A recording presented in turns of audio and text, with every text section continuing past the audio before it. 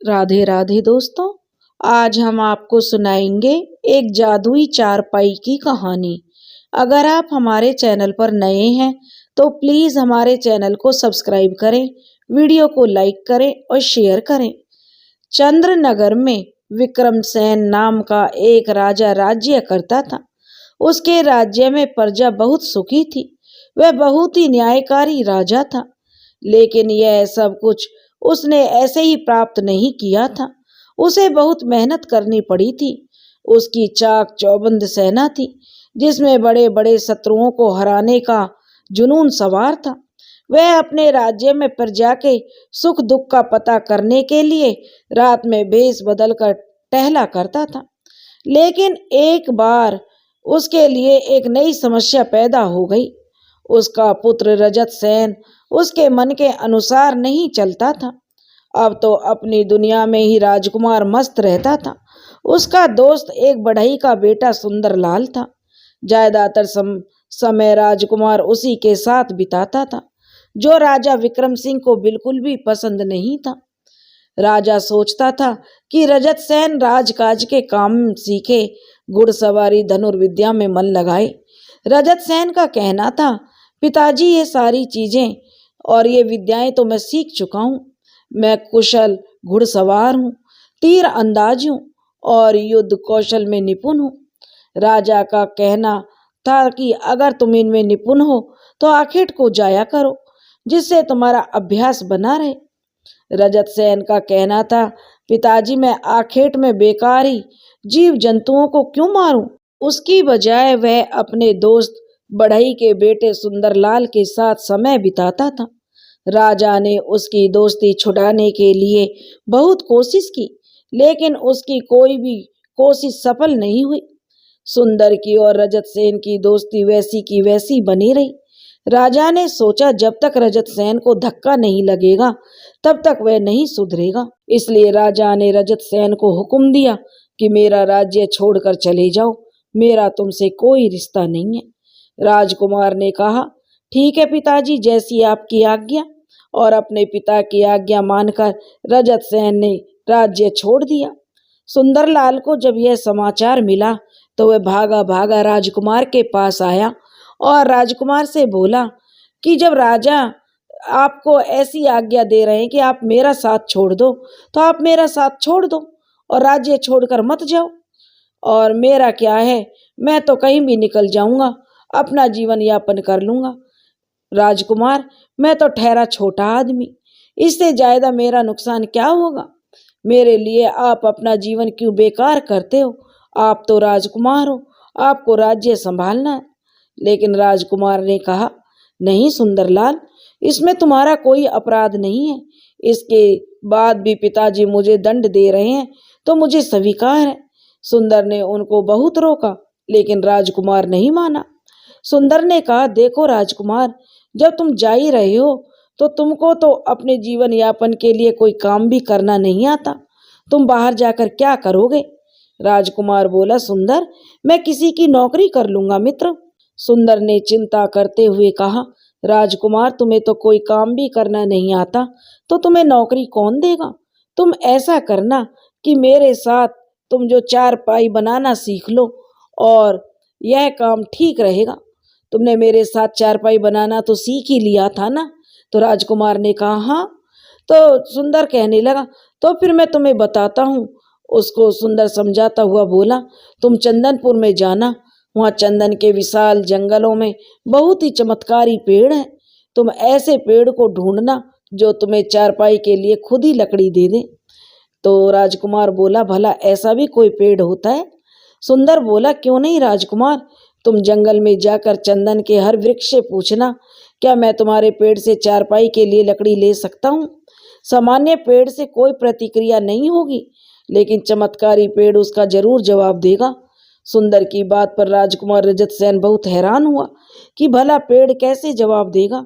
राजकुमार ने कहा, लेकिन पेड़ जवाब कैसे दे सकता है मित्र, वह तो बोल ही नहीं सकता। सुंदर ने कहा, राजकुमार, पेड़ बोल नहीं सकता, लेकिन वह प्रतिक्रिया दे सकता है।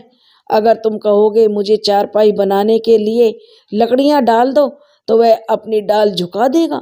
आंधी आएगी पत्ते गिरने लगेंगे, इसका मतलब है वह तुम्हें अपनी स्वीकृति दे रहा है।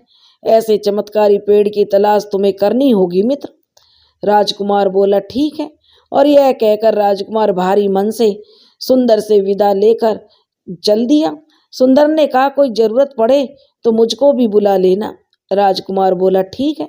राजकुमार चल दिया। चलते चलते उसने राज्य की सीमा पार कर ली। वह बहुत दूर निकल आया। अब वह थक चुका था। उसने सोचा थोड़ी देर आराम कर ले। तभी उसने देखा एक आदमी नदी के पुल पर खड़ा है और वह पत्थर फेंक रहा है। उससे पहले ही वह कूदकर उसको पकड़ भी लेता है। राजकुमार उस आदमी के पास गया और बोला, ए भाई, यह क्या कर रहे हो? तो उसने कहा कि मैं अपना अभ्यास कर रहा हूँ। राजकुमार ने कहा किस चीज का अभ्यास है भाई? वह कहने लगा कि मैं अपनी फुर्ती का अभ्यास कर रहा हूँ। तो वह राजकुमार बोला अच्छा तुम्हारा नाम क्या है? तो वह व्यक्ति बोला मेरा नाम पवन सेन है। यह नाम मेरी पवन सी फुर्ती को देखते हुए रखा गया है। और वह हंसने लगा। तो राजकुमार बोला पवन सेन, क्या तुम मेरे मित्र बनोगे? राजकुमार रजत सेन को उसकी फुर्ती और उसकी मनोरंजक बातें अच्छी लगी और वह उससे प्रभावित हो गया। तो पवन सेन बोला क्यों नहीं बनूंगा मित्र, मैं तो अकेला हूँ, मेरे पिताजी ने मुझे घर से निकाल दिया है। तो राजकुमार बोला अच्छा, तुम्हें भी घर से निकाल दिया, तुम हो कौन? तो पवन सेन बोला देखो किसी को बताना मत, असल में मैं शक्तिनगर का राजकुमार हूँ। लेकिन मेरे दिन रात के इस अभ्यास को देखते हुए पिताजी ने कहा तुम बिल्कुल निकम्मे हो, तुम्हें दुनियादारी में कोई रुचि नहीं है, तुम राजकाज करने के योग्य नहीं हो, इसलिए निकल जाओ मेरे राज्य से, और जब भटकते भटकते तुम सुधर जाओ तब वापस आ जाना। यह कहकर पवन सेन उदास हो गया। रजत सेन बोला लेकिन भाई उदास मत हो। तो पवन सेन बोला भाई तुम कौन हो?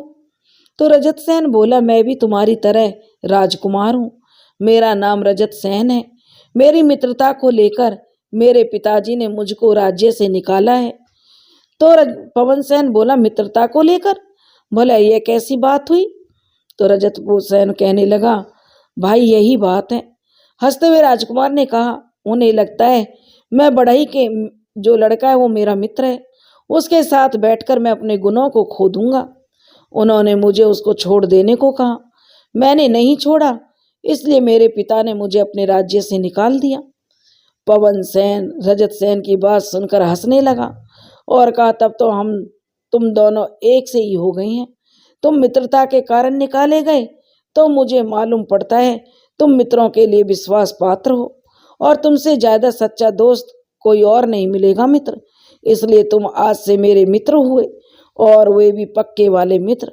दोनों राजकुमार गले मिले और एक साथ चल दिए।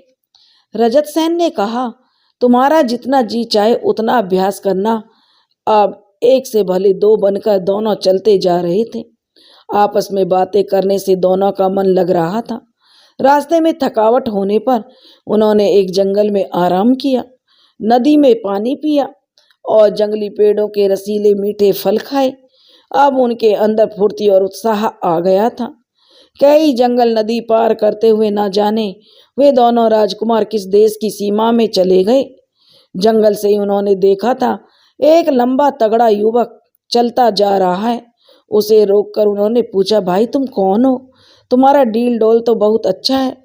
वह उदास होकर बोला क्या डील डोल अच्छा है भाई, भाड़ में जाए ऐसा डील डोल।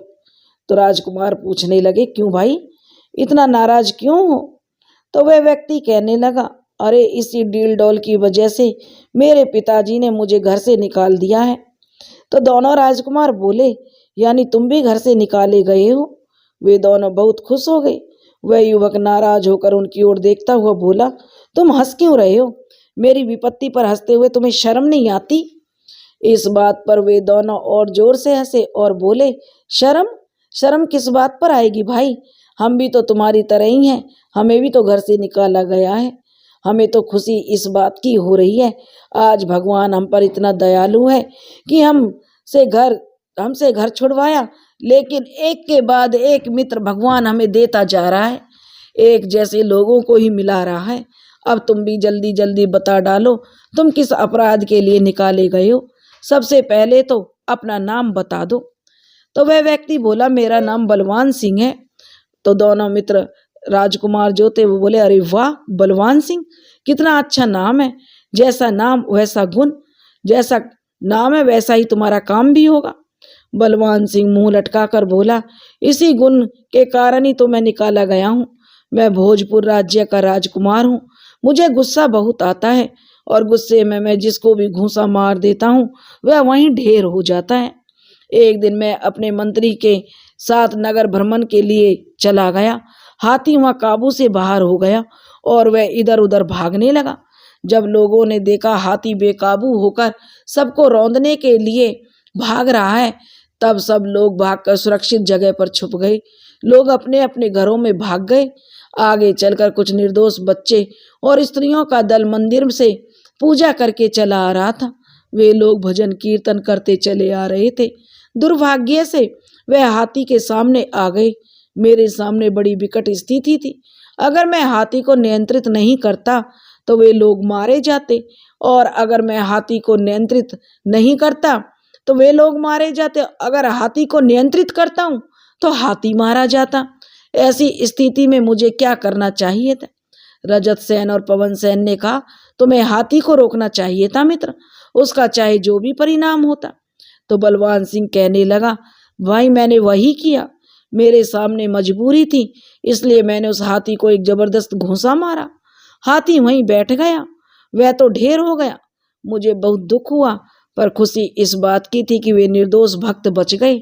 इस बात पर मंत्री जी मुझसे इतना नाराज हुए कि उन्होंने पिताजी के कान भर दिए और उनसे कहा, महाराज बलवान होना तो ठीक है, खुशी की बात है, लेकिन अत्यधिक क्रोध में जब क्रोध पर नियंत्रण नहीं रहता तो वह हानिकारक हो जाता है और उसके दुष्परिणाम निकलते हैं।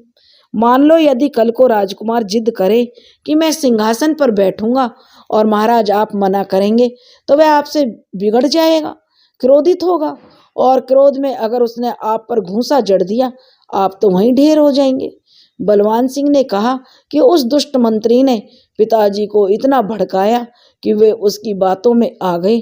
दिन रात कहने सुनने से तो दीवारें भी चल जाती हैं, मनुष्य की तो सामर्थ्य क्या है। मेरे पिताजी उसकी बातों में आ गए। उनको लगने लगा किसी दिन क्रोध में आकर मैं उन पर या अपने छोटे भाइयों पर आक्रमण कर दूं या घूंसा मार दूं तो वे लोग वहीं ढेर हो जाएंगे।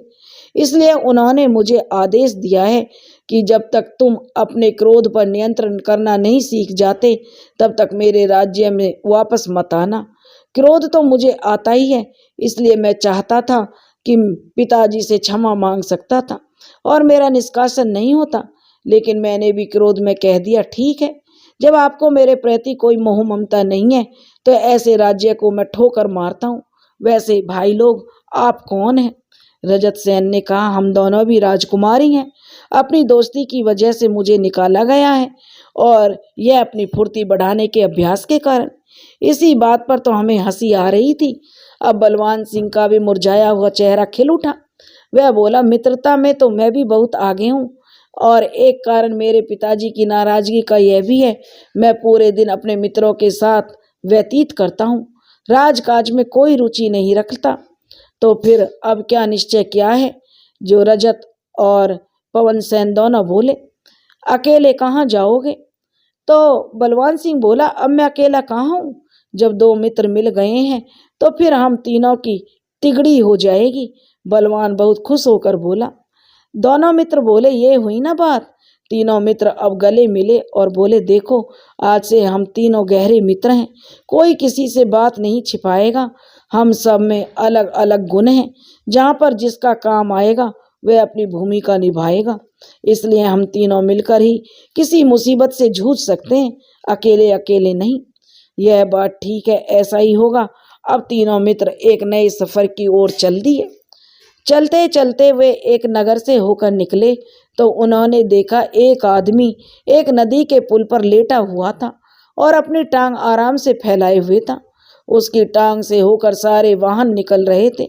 उसके देखते ही देखते कई सारे रथ और बैलगाड़ियां निकल गईं, लेकिन उसकी टांग टस से मस नहीं हो रही थी।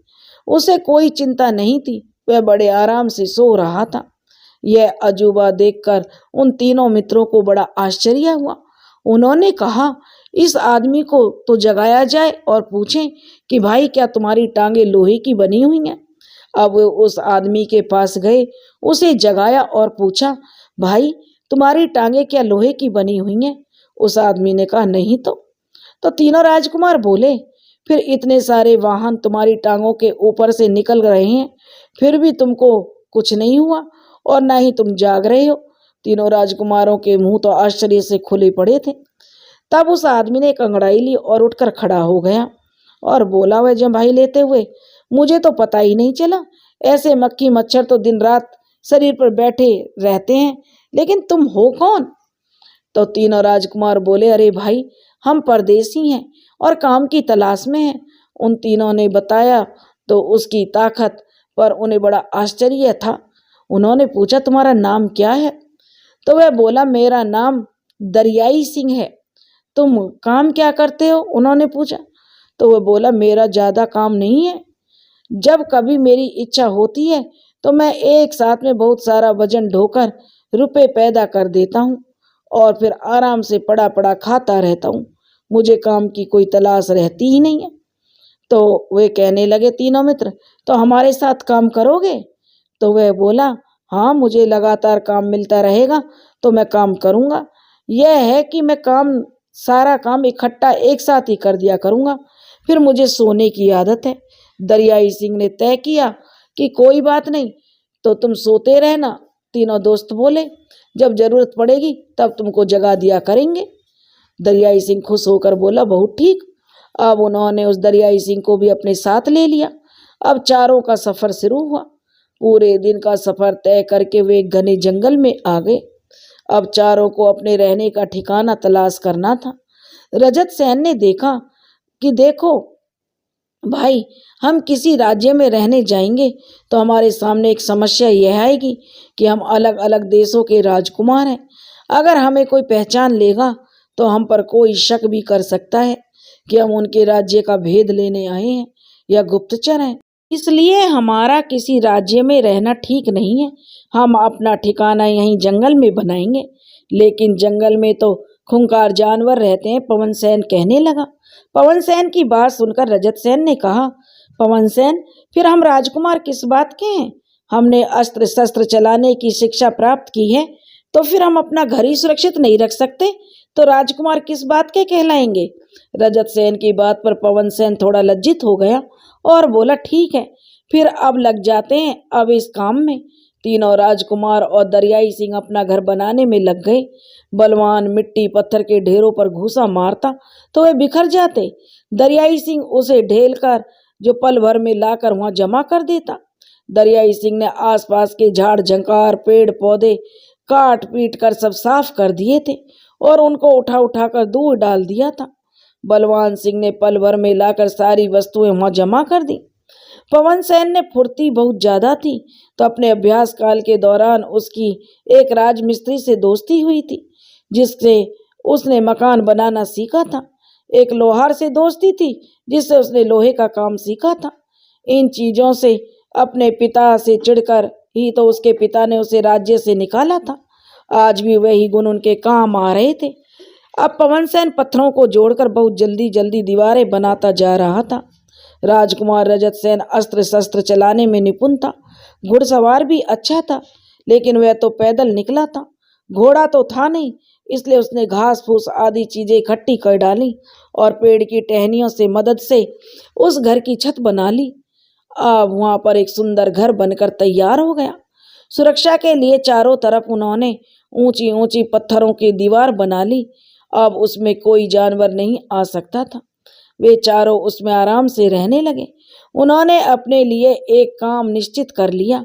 देखो, अब मैं यहाँ से चंदनपुर के लिए जंगल में जाऊंगा, रजत सेन कहने लगा, और वहां से लकड़ियां लाऊंगा और एक चारपाई बनाऊंगा, फिर उसे बेचूंगा। दरियाई सिंह थक गया था, सो जाने पर वो इकट्ठा काम करेगा। और अब तक तुम दोनों लोग जंगल से जाकर अच्छे अच्छे स्वादिष्ट फल लाकर जमा करना, वही हम सब खाएंगे और जब मैं चारपाई बेचकर रुपए पैदा कर लूंगा तब हम भोजन बनाकर खाएंगे। रजत सेन की इस बात पर सबने हामी भरी। चंदनपुर के जंगल यहाँ से बहुत दूर नहीं थे। चंदनपुर के जंगल के आसपास कई राज्यों की सीमाएं लगती थी। सब कुछ निश्चित करने के बाद रजत सेन चंदनपुर के जंगलों की ओर निकल गया। बलवान और पवन सेन जंगल में मीठे और रसीले फलों की तलाश में निकल गई। दरियाई सिंह वहीं आराम से घास फूस का मोटा सा बिछौना बनाकर वो अपना लंबलेट होकर सो गया। जिस जंगल में ये लोग ठहरे थे उससे निकलकर एक राज्य पड़ा। रजत सेन उस राज्य में घुसा तो यह देखकर दंग रह गया। वहां सुनसान था वह राज्य, वहां कोई नहीं था। वह उस राज्य का नाम पूछना चाहता था, इसलिए कैसे किसी ऐसे इंसान को ढूंढ रहा था जो उसे बता सके। उसने आसपास की गलियां छान मारी, कई घरों में देखा, लेकिन उसे कोई नहीं मिला। वह जिस घर के सामने से निकलता वही घर उसे खाली पड़ा मिलता। आखिरकार यहाँ रहने वाले लोग कहाँ गए? रजत सेन सोचने लगा। किसी घर में कोई आदमी क्यों नहीं दिखाई दे रहा? ऐसा तो कहीं नहीं होता। ऐसी बातें सोचते हुए वह आगे बढ़ता जा रहा था। एक से एक सुंदर चमचमाते भवन बेशकीमती सामानों से भरे पड़े थे। उसने जोर जोर से पुकारा भी, लेकिन कोई नहीं था। तो वो बोलता तो कौन बोलता जब वहां था ही कोई नहीं। घर ऐसे ही खाली थे, उनके दरवाजे खुले पड़े थे, जैसे कोई बहुत बड़ी मुसीबत आई हो और लोग भाग खड़े हुए। यह महान आश्चर्य की बात थी रजत सेन के लिए। उसने एक घर से कुल्हाड़ी उठाई और एक घर के बाहर बंधा हुआ घोड़ा खोला। वह घोड़े पर बैठ गया और घोड़ा सरपट दौड़ा दिया। वह राज्य के पार कर गया। वह घोड़ा दौड़ता रहा। अब उसने एक अन्य जंगल दिखाई देने लगा। उसने वहां खेतों में काम कर रहे लोगों से पूछा तो उन्होंने कहा यह चंदनपुर का जंगल है। उसे चंदनपुर के जंगलों की सीमा मिल गई। वह जंगल में घुसने ही वाला था कि उसने देखा एकाएक चारों तरफ भयानक आग भड़क उठी है। उसके देखते ही देखते आग इतनी प्रचंड हो गई कि उसकी लपटें आसमान को छूती हुई मालूम पड़ने लगी। उनमें से जो धुआं उठ रहा था उसने घने काले बादलों का रूप लेकर पूरे वातावरण को ढक लिया था, जिससे कुछ दिखाई नहीं दे रहा था। झाड़ियों में उलझा हुआ एक सांप जलने ही वाला था कि रजत सेन ने उस सांप को बड़ी फुर्ती से उठाकर दूर फेंक दिया, जिससे वह जलने से बच गया। जंगल से जीव जंतु निकल निकल कर बाहर की ओर भागने लगे। रजत सेन एक उलझन में पड़ा हुआ था कि वह इस आग को कैसे बुझाए। यह तो बहुत ही भयानक है। अचानक ही उसे याद आया, उसे तो वरुणास्त्र का उपहार मिला हुआ है। वह उस घटना को याद करने लगा जब एक बार वह जंगल से गुजर रहा था तो बांसों के झुरमुट में अचानक आग लग गई और उस आग में एक खरगोश के बच्चे को उसने बचाया था। उस खरगोश ने तुरंत ही अपना रूप बदल लिया था और उसे वरुणास्त्र देते हुए कहा था, जंगल की आग से रक्षा करने के लिए इसका उपयोग करना। उसने मन ही मन वरुणास्त्र के उपयोग वाला मंत्र पढ़ा और उसे छोड़ दिया। अब चमत्कार हो गया। धुएं वाले बादल पानी के बादल बन गए और मूसलाधार पानी बरसने लगा। आग तुरंत बुझ गई। आश्चर्यजनक ढंग से जो सब पहले जैसा हो गया। ऐसा लग रहा था जैसे कभी आग लगी ही ना हो। धुआं और आग का कहीं नामो निशान नहीं था। अंदर जंगल में जाने के लिए बिल्कुल साफ सुथरा रास्ता दिख रहा था। आगे से घना जंगल शुरू हो गया था। वह घोड़े से उतर पड़ा, उसकी लगाम अपने हाथ में थाम ली और धीरे धीरे चलने लगा। हर चंदन के पेड़ को वह ध्यान से देखता जाता था, लेकिन अभी उसे चंदन के पेड़ नहीं दिख रहे थे, तो ये और ही प्रकार के पेड़ थे। इसलिए वह जंगल में और अंदर की ओर चला जा रहा था। इतना तो रजत सेन को आभास हो गया था कि यह साधारण जंगल नहीं है। अभी उसे पता नहीं क्या क्या झेलना पड़ेगा। और भी अंदर जाने पर उसे चंदन के पेड़ दिखने लगे। सुंदर के कहने के अनुसार वह हर पेड़ से पूछता, मुझे चारपाई के लिए लकड़ी चाहिए, क्या मिल जाएगी? कोई जवाब नहीं मिलने पर वह आगे बढ़ जाता। इस तरह से उसे भटकते भटकते और पेड़ों से पूछते पूछते बहुत देर हो गई। तभी उसे करहाने की आवाज सुनी। रजत सेन बहुत जोर से चौंका। इतने जंगल में यहाँ कौन इंसान हो सकता है भला? उसने ध्यान से सुना। वास्तव में किसी इंसान के ही करहाने की आवाज आ रही थी। उसने आवाज की दिशा में देखा चारों तरफ ऊंचे ऊंचे पेड़ थे। उन पेड़ों के नीचे छोटे छोटे पेड़ थे और उन पेड़ों में लिपटी हुई लताएं झुरमुट बना रही थी, जिसमें वहां दिन में भी अंधेरा दिख रहा था। ऐसे में रास्ता ढूंढना बहुत ही मुश्किल लग रहा था।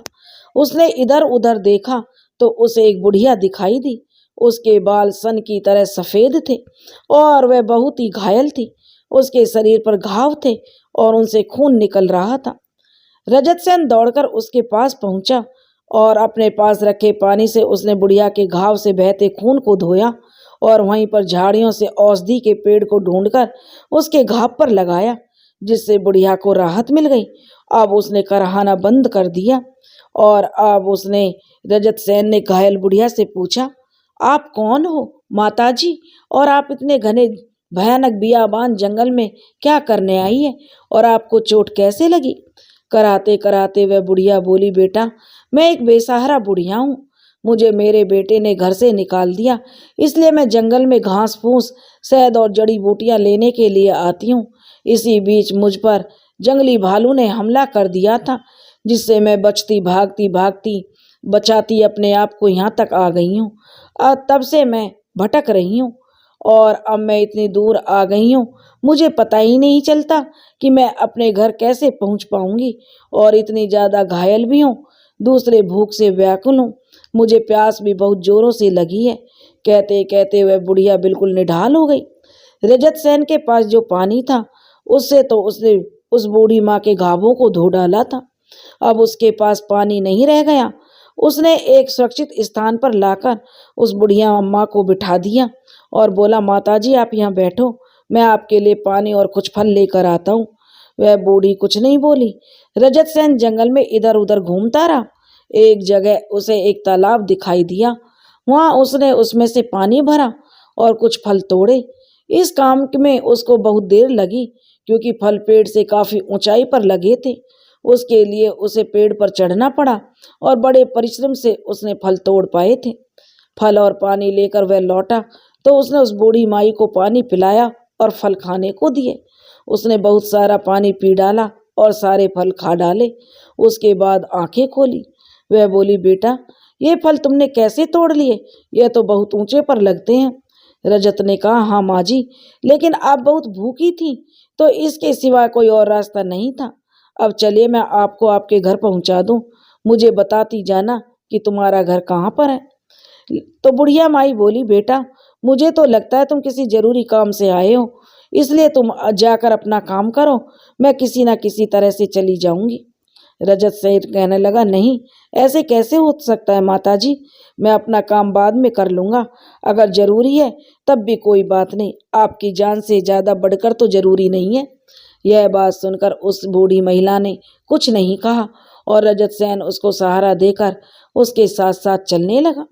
वह कहती जा रही थी, बताओ मैंने तुम्हें कितनी तकलीफ दी है बेटा, पता नहीं तुम कहाँ से आए हो और कहाँ जाओगे, पता नहीं तुम्हारा कौन सा काम अटका होगा। तो रजत सेन कहने लगा, अब उस बात को छोड़ो आप अम्मा जी और संभाल कर चलो। अगले ही पल रजत सेन हैरान रह गया। वह सारा दृश्य गायब हो गया। उसकी जगह पर एक सुंदर सी स्त्री खड़ी हुई थी, जिसके चेहरे पर तेज झलक रहा था और चारों तरफ एक आभा मंडल बना हुआ था। वह बिल्कुल स्वर्ग की अप्सरा लग रही थी। उसके बहुमूल्य वस्त्र और आभूषण देखकर मालूम पड़ता कि वह इस लोक की नहीं है। उसके तेज के आगे नतमस्तक होकर रजत सेन ने उसको प्रणाम किया तो वह अवाक खड़ा था कि यह कौन है, एकदम से बूढ़ी महिला से बदलकर इतनी रूपसी स्त्री कैसे बन गई। उसने रजत सिंह से कहा, रजत सेन मैं इस जंगल की देवी हूँ, तुम्हारे परोपकार की भावना की मैंने 2 बार परीक्षा ली है, दोनों ही बार तुम सफल हुए हो। वास्तव में बात यह है कि मनुष्य जाति बहुत ही लालची और स्वार्थी है। ये जंगल के जीवों की हत्या करती है और उनसे अपना स्वार्थ पूरा करती है। यहाँ की कोई भी चमत्कारी चीज अगर किसी गलत हाथों में पड़ जाएगी तो वह अपने स्वार्थ के लिए उसका उपयोग करेगा और गलत उपयोग होने से किसी को नुकसान भी पहुंच सकता है। लेकिन मैंने अच्छी तरह से तुमको परख लिया है, तुम कभी भी किसी भी चमत्कारी चीज का गलत उपयोग नहीं करोगे, उसका उपयोग दूसरों की भलाई के लिए करोगे। इसलिए अब तुम आराम से चंदन की चमत्कारी लकड़ी को ले जा सकते हो, लेकिन तुम इस लकड़ी का क्या करोगे? रजत सेन कहने लगा कि मैं अपनी आजीविका के लिए इससे चारपाई बनाऊंगा और उसे बेचकर धन उपार्जन करूंगा। तब वनदेवी बोली, ठीक है, तुम 2 चारपाइयों के लिए लकड़ी ले जाओ और एक चारपाई बेच देना, एक चारपाई अपने लिए रखना, ये मेरी तरफ से तुम्हारे लिए है। तो रजत सेन बोला, ठीक है देवी जी। रजत सेन ने जंगल की देवी को नमस्कार किया। जंगल की देवी अदृश्य हो गई। अब रजत सेन ने देखा कि सामने चंदन का विशाल पेड़ खड़ा हुआ है, जिसकी पत्तियां झिलमिला रही हैं और बड़े बड़े भयंकर सर्प चारों तरफ लिपटे हुए हैं। साधारण इंसान तो इन सर्पों को देखकर ही उनकी हालत खराब हो जाए, लेकिन इन्हीं सर्पों को तो वह अभी आग से बचा चुका था। उसे देखते ही सब सर्प हट गए। उसने चंदन के पेड़ से पूछा, चंदन के पेड़, मुझे चारपाई के लिए लकड़ी चाहिए, क्या मुझे मिल जाएगी? हवा सनसनाने लगी और 2 डालियां झुक गईं। उन डालियों के पत्ते झड़ गए और देखते ही देखते वो डालियां सूख गईं। आश्चर्य की बात कि पूरा पेड़ हरा था और केवल 2 ही डालियां सूखी थी, जो उसने कुल्हाड़ी से राजकुमार ने काट लिया। कहीं से भी नहीं लग रहा था कि पेड़ से 2 डालियां काटी जा चुकी हैं। इससे पता चलता है कि यह चमत्कारी पेड़ है। अब रजत सेन वहां से वापस चल पड़ा। रजत सेन घोड़े पर बैठकर वापस उसी सुनसान नगर से होकर गया। जिस जिस जिस घर से उसने घोड़ा लिया था, वह उस घर में घुसा, चारपाई बनाने के लिए और औजार ढूंढे और फिर सब सामान बांधकर घोड़े पर रखा और वापस अपने घर की ओर चल दिया। शाम तो उसे जंगल में ही हो गई थी। अब चलते चलते बहुत देर हो गई। आधी रात के करीब वह अपने घर आ पाया। उसने घोड़े की 4 दीवारी के भीतर ही घोड़े को बांधा। घोड़े को देखकर सब लोग अचंभे में रह गए। जंगल से लकड़ी लेने गए थे भाई, रास्ते में घोड़े को लेकर आ गए, क्या बात है भाई? रजत सेन, क्या जादू की छड़ी है तुम्हारे पास? बलवान और पवन सिंह उससे पूछने लगे। तो रजत सेन कहने लगा, अंदर चलो, मैं सब किस्सा सुनाता हूँ। रजत सेन ने कहा। सभी साथी अंदर आ गए। अभी तक उसके दोनों दोस्त और दरियाई सिंह बैठे हुए उसका इंतजार कर रहे थे और जाग रहे थे। बलवान सिंह ने कहा, अब बताओ तुम्हें इतनी देर कैसे हो गई? रजत सेन ने सारा किस्सा सुनाया। दरियाई सिंह भूख से बिलबिला रहा था। उसे रजत को देखकर बहुत सुकून मिला। उसके बाद सब दोस्तों ने मिलकर फल खाए और सो गए। सवेरा जब हुआ तो सबसे पहले उठकर दरियाई सिंह ने रजत सिंह से पूछा, आप बता रहे थे वह नगर सुनसान पड़ा है, घर खाली पड़े? तो रजत सेन बोला, हाँ, मैंने देखा उस नगर में कोई नहीं था। तुम्हें उससे क्या है? रजत सेन ने उत्सुकता से पूछा। तो वह कहने लगा, मैं ये कह रहा हूँ कि फल खाकर कब तक गुजारा होगा, हम वहाँ चलते हैं और वहाँ चलकर रहते हैं, यही ना? जो बलवान सिंह ने मुस्कुराकर उसकी दरियाई सिंह की बात पूरी कर दी। यह बता कि रात भर नींद भी अच्छे ढंग से आई थी या नहीं, या वहाँ जाकर रहने के सपने देखता रहा? यह सुनकर सभी लोग हंस पड़े, लेकिन दरियाई सिंह तो ऐसा बैंगन था जिस पर पानी पड़ा और ढरक गया। उस पर कोई असर नहीं हुआ। बोला, और क्या कहा, वहाँ सबके सब खाली घर पड़े हैं, सब कुछ तैयार मिलेगा, मैं बैठकर दिन भर खाना बनाता रहूंगा और सब लोग खाते रहना, कितना मजा आएगा। तभी रजत सेन हंसकर बोला, गिलगिलिया की दौड़ बिटौड़ा तक, अब इसको तो हर समय खाने की याद रहती है और इसके अलावा कुछ नहीं। हम किसी के घर में कैसे जाकर रह सकते हैं, पता नहीं किनका घर होगा। पवन सिंह बोला, अरे अब हम लोग फल खाकर रह सकते हैं तो तुझे क्या दिक्कत है वे? दरियाई सिंह मुंह लटकाकर बोला, तुम्हारी क्या है, तुम तो राजकुमार हो, फूल फूल चुगते रहे इसलिए फल खाकर रह सकते हो। मैं ठहरा मजदूर आदमी, मुझे तो ठोस रोटी चाहिए। तो वे रजत सेन ने हंसकर कहा, ठीक है, आज से ठोस रोटियां बनाना। चारपाई के लिए लकड़ी काटते पीटते रजत सेन जो अपना काम शुरू कर दिया था और बाकी दोस्त भी उसमें मदद करने लगे। 3-4 घंटे के अंदर एक चारपाई बनकर तैयार हो गई। यह बड़ी सुडौल चारपाई थी। उसके साथ ही साथ रजत ने एक चारपाई अपने लिए भी तैयार की, जिस पर फुर्सत से चारों दोस्त बैठा करेंगे। उसके बाद उस चारपाई को बुनने की बात आई तो रजत सेन ने हंसिया लिया और जंगल में निकल गया। उसके साथ ही उसके दोस्त भी फलों की तलाश में निकल गए। शाम को सभी दोस्त लगभग साथ ही लौटे। दोस्त जहाँ गट्ठर भर स्वादिष्ट और रसीले फल ले आए थे, वहीं रजत सेन वहाँ से कांस और मूंज के जो एक गट्ठड़ काट कर लौटा था। सबने फलों को भरपेट खाया, लेकिन दरियाई सिंह को तकलीफ हो रही थी। उसने मूंज को बटना शुरू कर दिया। उसको बट बट के उसने पतली पतली डोरियों के गोले बना बना कर रख दिए और उसके बाद चारपाई को बुना। यह चारपाई बहुत सुंदर लग रही थी। यह चारपाई लेकर वह उसी नगर में पहुंचा जो नगर सुनसान पड़ा था। उस नगर के राजमहल को ढूंढता ढूंढता रजत सेन वह दरबार में जा पहुंचा। वहां पर राजा बैठे हुए थे, पूरा दरबार लगा हुआ था। उसने राजा को प्रणाम किया और नगर का नाम पूछा। राजा बहुत उदास और निराश लग रहा था। उसके चेहरे पर मायूसी थी। उसने धीरे धीरे रजत को बताया, यह बसंत नगर है और मेरा नाम भुवन सिंह है और मैं यहाँ का राजा हूँ। कभी मेरा नगर भी अपने नाम को सार्थक करता था। यहाँ हर समय बसंत मुस्कुराता था और बाजारें जो भरी रहती थी और बाजारों में बड़ी रौनक रहती थी। अब यहाँ कुछ नहीं रह गया, इसका केवल नाम ही नाम रह गया है। पता नहीं यहाँ पर किस बला की काली छाया पड़ गई है, समझ में नहीं आता क्या हो रहा है। रजत सेन बोला, क्या मतलब महाराज? महाराज बोले, मतलब यही, यहाँ कोई ऐसी बला आती है कि प्रजा में से जो भी लोग खाना बना कर रखते हैं वह जबरदस्ती छीन कर खा लेती है। लोग भूखे रह जाते हैं और इन घटनाओं से लोग डर कर भाग गए। कोई अपनी रिश्तेदारी में चला गया तो कोई कहीं जंगलों में जाकर छिप गया तो कोई दूर जाकर दूसरे राज्यों में शरण लिए हुए। मेरी समझ में नहीं आता कि यह क्या हो रहा है। मैंने अपनी सेना के सभी सैनिकों को इसमें लगा रखा है, लेकिन किसी ने आज तक कुछ भी पता नहीं लगा पाया। खुद मैंने भी रात में जा जाकर देखा है। सेनापति भी प्रयास कर चुके हैं।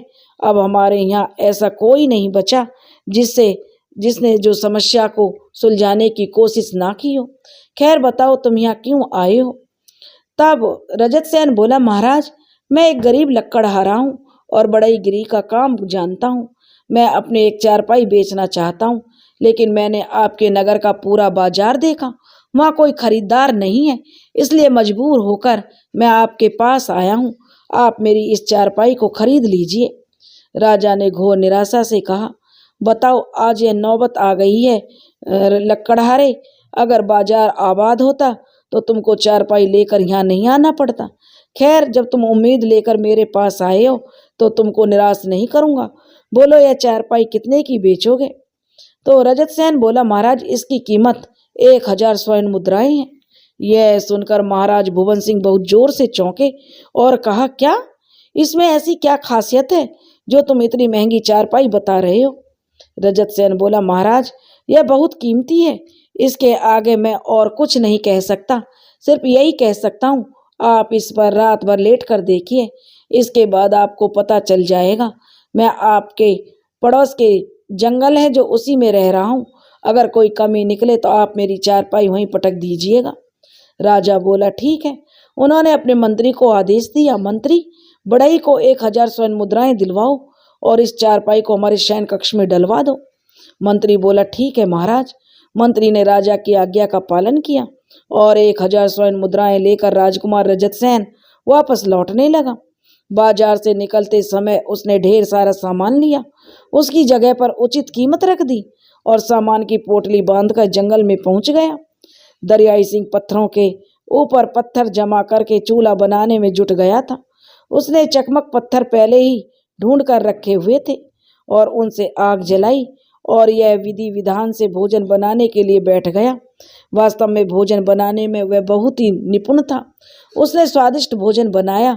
भोजन बनाकर उसने दाल में जो देसी घी का छौंक लगाई, उससे दूर दूर तक खुशबू फैल गई। तीनों राजकुमार और दरियाई सिंह जो उस भोजन पर जुटे तो फिर वहाँ कुछ भी नहीं बचा। सबने दरियाई सिंह की पीठ ठोकी और कहा, दरियाई सिंह, वास्तव में तुम बहुत अनमोल हीरे हो। तुम हमारे साथ आ गए, यह हमारे लिए बहुत अच्छा रहा। आज दरियाई सिंह बहुत ही खुश था। उसने कहा, बस राजकुमार, इसी तरह से सामान लाते रहो, मैं खाना बनाता रहूँगा और अब कहीं फल की तलाश में नहीं जाना पड़ेगा और यह सब भी हमारे साथ मदद किया करेंगे। इनको भी मैं भोजन बनाने में निपुण कर दूंगा क्योंकि सभी लोग बारी बारी से भोजन बनाया करेंगे। तो रजत सेन और पवन सेन बोले, यह बात तो तुमने ठीक कहते हो, लेकिन रुको, अभी इसमें कमी है। रजत सेन ने कहा। तो बलवान सिंह ने कहा, क्या कमी है? रजत सेन बोले, यही कि ये हमारे वक्त जरूरत के लिए 1,000 मुद्राएं हैं। हम में से सभी लोग कोई नौकरी की तलाश करेंगे अलग अलग और कमाएंगे। हमें तो सिर्फ इतना चाहिए कि एक दिन के भोजन की व्यवस्था हो जाए।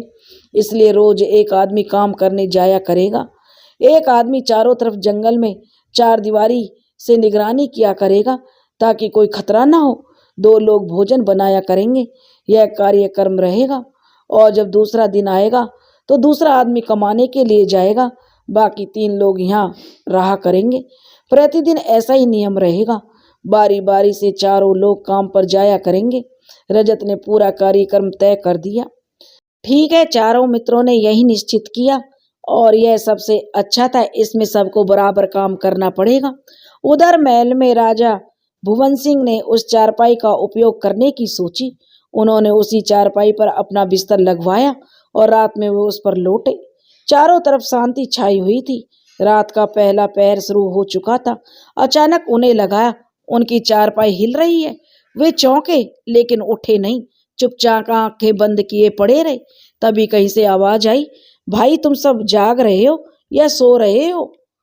यह किसकी आवाज आई? राजा बहुत जोर से चौंका लेकिन फिर भी आंखें बंद किए पड़ा रहा और बोला कुछ नहीं। हाँ भाई, हम जाग रहे हैं। यह आवाज सुनकर राजा चकित रह गए लेकिन वे मौन रहे और वो चारपाई पर जो चुपचाप लेटे रहे। मैं जरा घूम घाम कर आता हूँ, तब तक तुम चारपाई को संभाले रखना। तो वे बोले, ठीक है भाई, लेकिन जल्दी आना क्योंकि फिर हम भी तो घूमने जाएंगे। अच्छा भाई, देखना मैं जा रहा हूँ। राजा ने देखा कि चारपाई से एक पाया निकला और उड़ता हुआ खिड़की से निकल गया।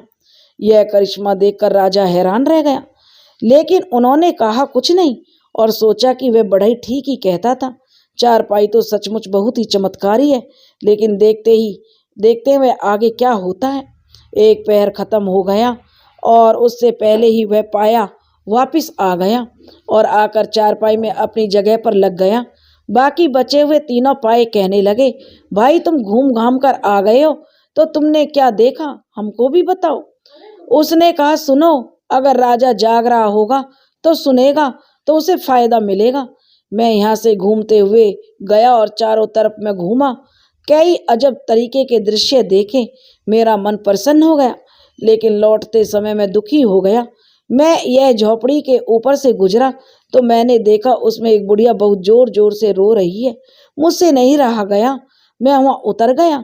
मैंने एक लड़की और लड़के का भेष बनाया और उस बुढ़िया से पूछा, माई तुम क्यों रो रही हो और तुम्हें क्या दुख है?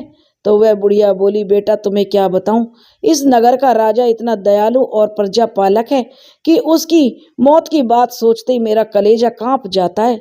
मैं सोचती हूँ यह राज्य राजा से विहीन हो जाएगा, इतने अच्छे राजा की मौत हो जाएगी। इसी दुख में मैं रो रही हूँ। लेकिन राजा की मौत क्यों होगी माई? मैंने उससे पूछा। तो वह कहने लगी, वह इसलिए कि अनजाने में ही राजा ने एक नाग को मार दिया था। उसकी नागिन राजा से बदला लेना चाहती है और मुझ में जो योग शक्ति है मैं उसके द्वारा जान लेती हूँ। वह नागिन किस रात और किस दिन में आकर राजा के जूते में बैठ जाएगी।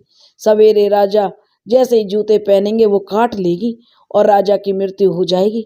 यह सोचकर मैं रो रही हूँ। मैं उसके लिए कुछ नहीं कर पाऊंगी। अरे यह तो बहुत ही अनर्थ वाली बात है। बाकी के 3 पाए बोले, हाँ अब हम अपने भाग्य की बात है। अगर राजा सुन रहा होगा तो वह अपना उपाय कर लेगा और बच जाएगा। अब दूसरा पहर लगने वाला था, इसलिए दूसरा पाया बोला, भाई अब तुम बाकी लोग बाहर संभालो, अब मैं घूमने फिरने के लिए जाऊंगा। चारपाई थोड़ी सी हिली। अब दूसरा पाया चारपाई में से निकला और उड़ता हुआ खिड़की से बाहर निकल गया। अब तो राजा के मन में बहुत ही खलबली मची हुई थी। ऐसा आश्चर्य देखकर वह दंग था। अब वह दूसरा पहर खत्म होने की प्रतीक्षा कर रहा था। दूसरे पाए की बात सुनने के लिए राजा बेचैन था। धीरे धीरे समय बीत रहा था। राजा की उत्सुकता बढ़ती जा रही थी। उसे एक एक पल बिताना मुश्किल पड़ रहा था। आखिर दूसरा पहर खत्म होने को आया। तभी दूसरा पाया भी आ गया और आकर अपने स्थान पर लग गया। वह अन्य पायों से बोला, भाइयों तुम सब लोग जाग रहे हो और क्या करें? बाकी के 3 पाये हंसकर बोले, अब तुम्हारे हिस्से का बोझ भी हमें संभालना है, तो हम जागेंगे नहीं तो क्या करेंगे? तो दूसरा पाया बोला, हाँ ये बात तो है। अच्छा, अब तुम अपनी सुनाओ, तुम घूमने गए थे, तुमने क्या देखा? दूसरे पाये ने कहा, संसार में बहुत आश्चर्य से भरा पड़ा है। मैंने देखा यहाँ कैसे कैसे धोखेबाज लोग भरे पड़े हैं। इतना अच्छा राजा है और इतना प्रजापालक है, फिर भी उसे मारने के लिए उसके कर्मचारी षड्यंत्र रचते हैं। राजा ने बात सुनी तो वह बहुत ही जोर से चौंका। उसे कौन मारने वाला है? फिर वह बड़ी सावधानी से पाई की बात सुनने लगा। अरे भाई, कैसे हो भाई? अब उत्सुकता के मारे बाकी के पाए बेचैन थे। बताओ ना जल्दी से, देर ना करो, राजा के लिए कौन षड्यंत्र करेगा भला? तो पाया बोला, अरे भाई, यही राजा का मंत्री। यह सुनकर राजा भुवन सिंह को तगड़ा झटका लगा। क्या मंत्री ऐसा कर सकता है? वह चुपचाप पाए की बात सुनने लगा। तो पाया बोला, हाँ भला, लेकिन केवल देखने में ही नहीं, मैंने तो पूरा नगर घूमकर खूब आनंद उठाया है। आकाश से शहर में एक जगह बहुत सुंदर दृश्य है और रोशनी देखकर मैं बाग में उतरा तो मैंने देखा कि मंत्री के बाग में कोई उत्सव हुआ था और वहीं समाप्त हुआ। अब मंत्री अपने बाग में बैठा हुआ अपनी पत्नी को बता रहा था कि अब कल तक तुम महारानी बन जाओगी और मैं महाराज। उसकी पत्नी बोली, भला मैं महारानी कैसे बन जाऊंगी? तो मंत्री ने कहा, कल राजा के पीछे पीछे मैं बाग में जाऊंगा। बाग में मंदिर है और राजा पूजा करने के लिए सवेरे सवेरे जाते हैं। मैं उनके साथ जाता हूँ। जैसे ही राजा जल चढ़ाने के लिए मंदिर में झुकेंगे, उसी समय मैं पीछे से तलवार का वार कर दूंगा और उनको मार डालूंगा। तुम क्या सोचती हो आज मैंने ये उत्सव यूं ही किया है? अरे पगली, ये सेनापति और सामंत थे जो दावत में थे। आज हमने इस षड्यंत्र की पूरी रूपरेखा बना ली है। और वह हंसने लगा। कल मैं यहाँ का राजा बनकर मुकुट धारण करूंगा। अब क्या मंत्री की पत्नी बोली, राम राम, ऐसी बातें करते हुए तुम्हें शर्म नहीं आती? इतने अच्छे राजा को तुम हत्या करोगे? तुम्हें पाप लगेगा। उन्हीं की कृपा से हम इतने ऐशो आराम से रह रहे हैं। उनका नमक खाया है हमने। तुम्हारी बुद्धि भ्रष्ट हो गई है। मंत्री ने कहा, अरे ओ बेवकूफ औरत, क्या बकवास किए जा रही है? तुझे अकल भी है? मंत्री की पत्नी ने कहा, भगवान से डरो, ऐसा पाप मत करो। हमारे आगे संतान है, हमारी करने का फल उसको भुगतना पड़ेगा। मैं अपने बच्चों पर पाप की छाया भी नहीं आने दूंगी। मैं राजा को बता दूंगी। तब मंत्री ने अपनी पत्नी के हाथ पैर बांधकर उसे एक कमरे में बंद कर दिया और अपने आप सोने चला गया। तो पाए बोले दूसरे पाए की बात सुनकर, अरे अब यही बात है कि अगर राजा का भाग्य अच्छा होगा तो राजा जाग रहा होगा और वह सुन लेगा तो बच जाएगा, और नहीं तो फिर इतने अच्छे राजा की हत्या का हमें भी बहुत दुख होगा। अब पाए आपस में बातें करने लगे।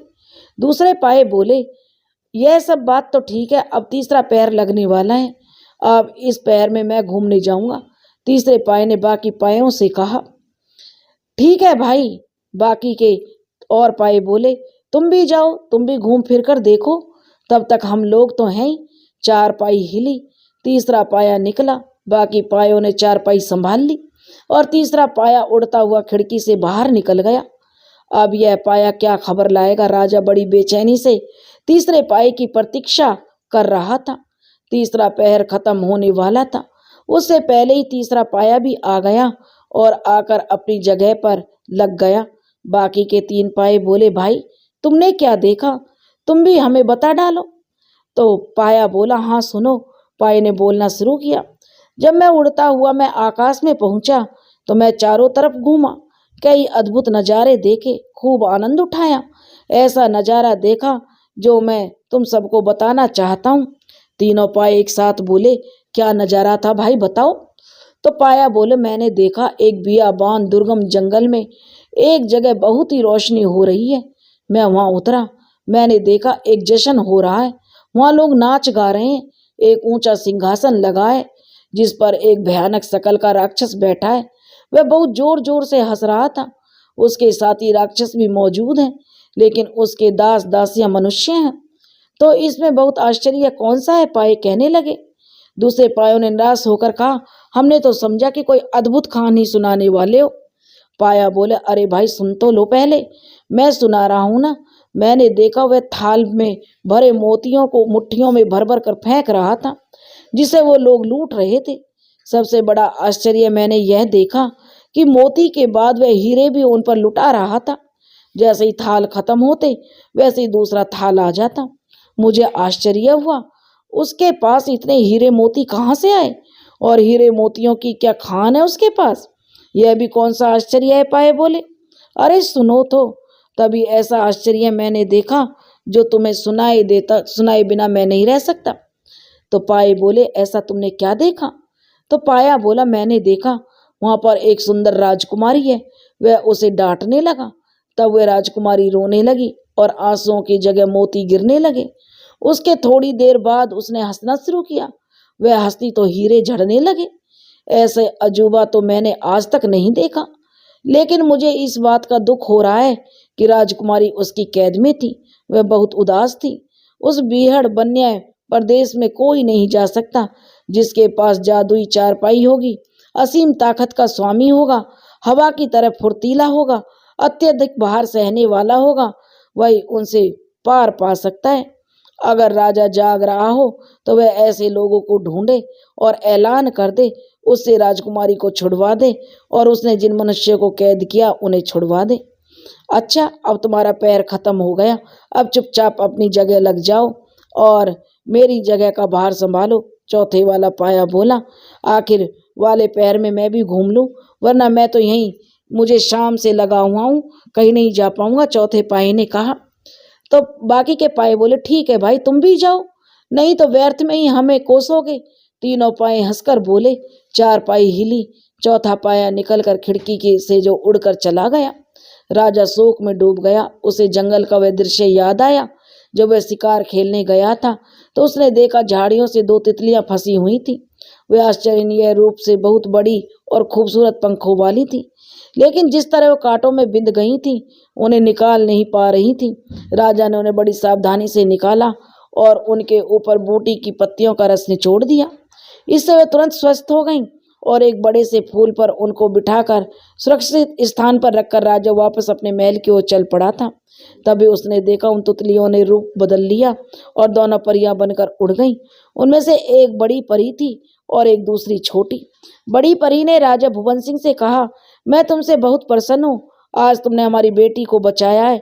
मैं परी रानी हूँ। अपनी बेटी की जिद पर मैं उसको धरती लोक की सैर कराने लाई थी।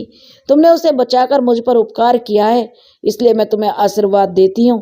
तुम्हारे यहाँ एक अद्भुत और विलक्षण पुत्री का जन्म होगा, जो हंसेगी तो हीरे झड़ेंगे और रोएगी तो मोती झड़ेंगे।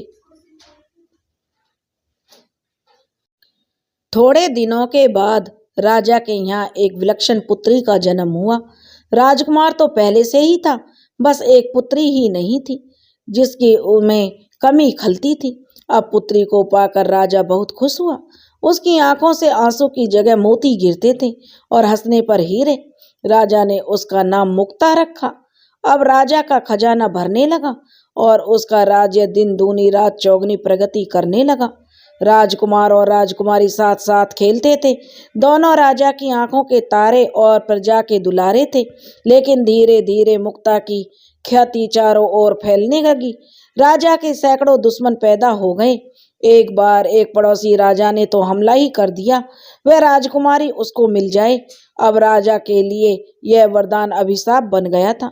सभी उसका दुश्मन बन गए थे और वे राजकुमारी का अपहरण करना चाहते थे, ताकि उसे प्राप्त करके वे सब धनी बन जाएं और उससे हीरे मोती प्राप्त कर सकें। अब तो राजा चाहता था कि परी रानी उसका वरदान वापस ले ले, लेकिन उसे क्या मालूम था कि वरदान वापस नहीं होता। वह भगवान से प्रार्थना करता था कि मेरी बेटी को सामान्य बना दो, लेकिन कुछ भी नहीं हुआ। एक दिन महल से राजकुमारी का अपहरण हो गया। वह महल के बगीचे में थी कि तभी एक विचित्र शकल का राक्षस उड़ता हुआ आया और उसका अपहरण करके उड़ जाने लगा। उसका भाई राजकुमार उसको बचाने के लिए पीछे पीछे गया तो वह भी गायब हो गया। तब से आज तक उनका कुछ भी पता नहीं चला। राजा उन दोनों को खोकर जैसे निर्जीव सा हो गया था। तभी उसका मंत्री भी अब उसको मारना चाहता है, क्योंकि वह जानता है